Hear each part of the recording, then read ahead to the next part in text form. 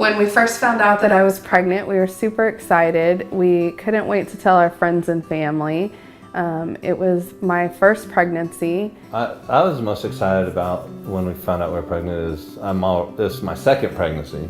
I have a daughter that's 10, and that she's going to be a big sister. Everything was going great. All my tests came back perfect. I felt great. There was really no genetic problems or viruses, and he was completely healthy. We got around to the week of spring break. I was 27 weeks pregnant. It was a routine specialist appointment.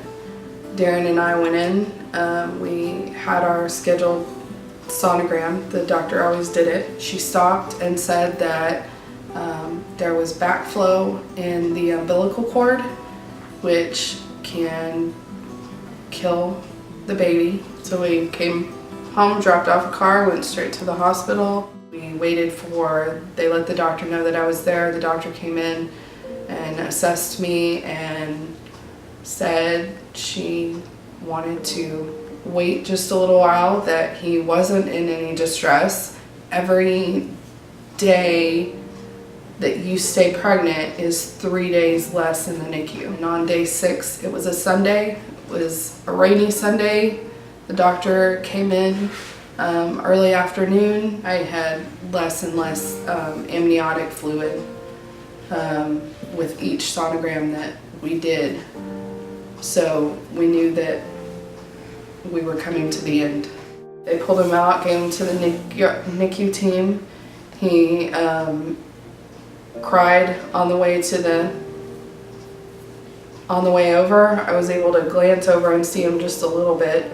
Darren went over there and Dr. Tisdale examined him, and he gave him a 9 out of 10. I got to go over there and see him, and I was just like, it didn't look like a baby, you know. It was like what you thought. And he was so small, you know. He only measured like this in my hand, and I actually took my ring off and stuck it next to him. This is what I got him. It was bigger than him, and he was like about probably almost half the size of it. It was like, it was always next to him, like always protecting him. Madisyn spent a total of 107 days in the NICU, which would have been far more if he hadn't gotten the surfactant. We were told without Madisyn receiving surfactant that he would die. I mean, that he had to have it because that was the lubricant for the lungs. We didn't know anything about surfactant. And then it wasn't until actually after we came out of the NICU about the March of Dimes, that the March of Dimes is the one that paid for the development of surfactant. And it's like, that right there changed. I mean, it's like, holy cow. That, because you've heard about March of Dimes, okay, you hear about all the other ones, but in reality, March of Dimes is one that saved our kid. The research is critical in what I do every day. I mean, we've had so much advances in terms of treatment for respiratory distress syndrome.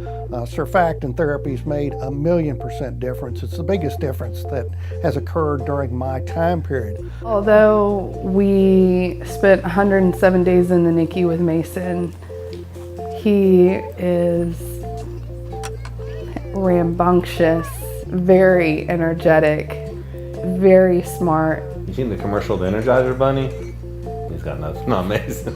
I'm so thankful for Madisyn being born now compared to years ago when they didn't have surfactant. And that's just one more milestone that we have gotten back because of March of Dimes.